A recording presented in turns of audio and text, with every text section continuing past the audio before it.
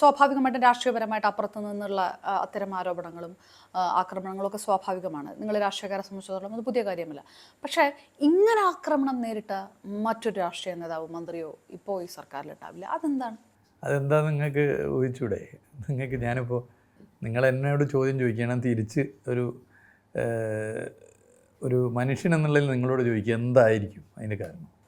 മുഖ്യമന്ത്രിയുടെ മരുമകൻ എന്ന രീതിയിൽ അങ്ങനെ ആയതുകൊണ്ട് ഒരാൾ ഇങ്ങനെ വളഞ്ഞിട്ട് ആക്രമണം. അല്ല, ഞാൻ പറഞ്ഞല്ലോ, അപ്പോൾ നിങ്ങളിപ്പോൾ അത് പറഞ്ഞു.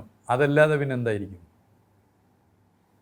നമ്മളത് അങ്ങനെ ചിന്തിക്കണം. അങ്ങനെ ചിന്തിക്കുമ്പോൾ അറിയാം, ഇടതുപക്ഷ ജനാധിപത്യ മുന്നണിയുടെ ഗവൺമെൻറ്റിൻ്റെ തുടർഭരണം ഉണ്ടായി.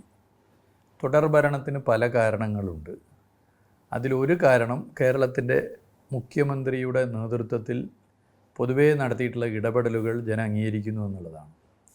അപ്പോൾ ഇനി ഇടതുപക്ഷത്തിൻ്റെ ഭരണം ഉണ്ടാകാതിരിക്കണമെങ്കിൽ കേരളത്തിലെ ഇടതുപക്ഷ രാഷ്ട്രീയത്തിന് നേതൃത്വം കൊടുക്കുന്ന വ്യക്തിയെ ആക്രമിക്കണം. അതായത് ഇടതുപക്ഷ രാഷ്ട്രീയത്തിൻ്റെ ശരീരത്തിൻ്റെ തല എന്ന് വിശേഷിപ്പിക്കാവുന്ന കേരളത്തിൻ്റെ മുഖ്യമന്ത്രിയും CPIMൻ്റെ പോളിറ്റ് ബ്യൂറോ മെമ്പറുമായ പിണറായി വിജയനെ ആക്രമിക്കണം. ആ ആക്രമണമാണ് വലിയ നിലയിൽ നടക്കുന്നത്. അപ്പം അത് തുടർന്നുകൊണ്ടേയിരിക്കും. അതിൻ്റെ ഭാഗമായി പല നിലയിലേക്കുള്ള രീതികളുണ്ടാകും. അപ്പോൾ നമ്മളിത്തരം അക്രമങ്ങൾ എടുത്ത് പരിശോധിക്കുമ്പോൾ, അതായത് വ്യക്തിഹത്യകൾ എടുത്ത് പരിശോധിക്കുമ്പോൾ, ഞാൻ പ്രതിദാനം ചെയ്യുന്ന വകുപ്പുമായി ബന്ധപ്പെട്ടോ വ്യക്തിപരമായി ഞാനുമായി ബന്ധപ്പെട്ടോ ഉള്ള പ്രശ്നങ്ങളല്ല ഭൂരിപക്ഷവും വിവാദമായി വരുന്നത്. നിങ്ങൾ ശ്രദ്ധിച്ചാൽ നിങ്ങൾക്ക് മനസ്സിലാവും.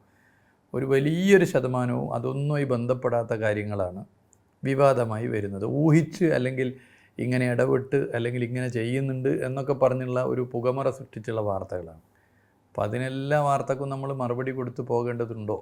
ഇല്ല എന്നാണ് എനിക്ക് തോന്നുന്നത്. അതിൻ്റെ അർത്ഥത്തിൽ കാണുക, ജനത്തിന് വിട്ടുകൊടുക്കുക.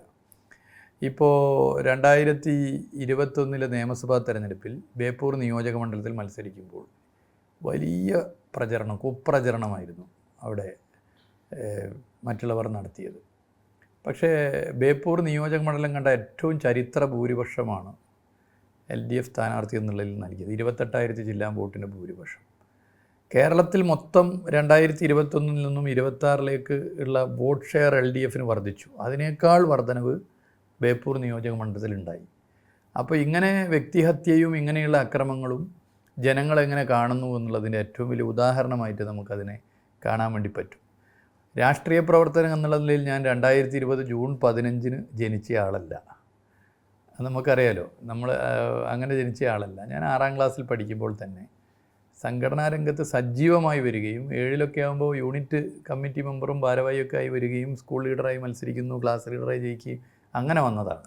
അപ്പം അന്നുള്ള എനിക്കൊപ്പം ജീവിച്ച മനുഷ്യരുണ്ടല്ലോ, സ്കൂൾ പഠിക്കുന്ന കുട്ടികൾ, അത് ഏത് രാഷ്ട്രീയത്തിലുള്ളവരായിക്കൊള്ളട്ടെ, എവിടെ ജോലിയുള്ളവരായിക്കൊള്ളട്ടെ, നാട്ടിലുള്ള ജനങ്ങൾ, ഇവരൊക്കെ നമ്മൾ കാണുന്നുണ്ടല്ലോ.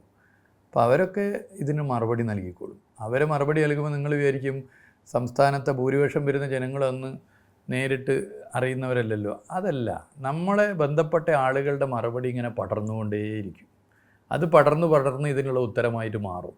അപ്പോൾ ആ ആത്മവിശ്വാസം നല്ല നിലയിലുണ്ട്. ആ ആത്മവിശ്വാസമാണ് നമുക്ക് കരുത്ത്.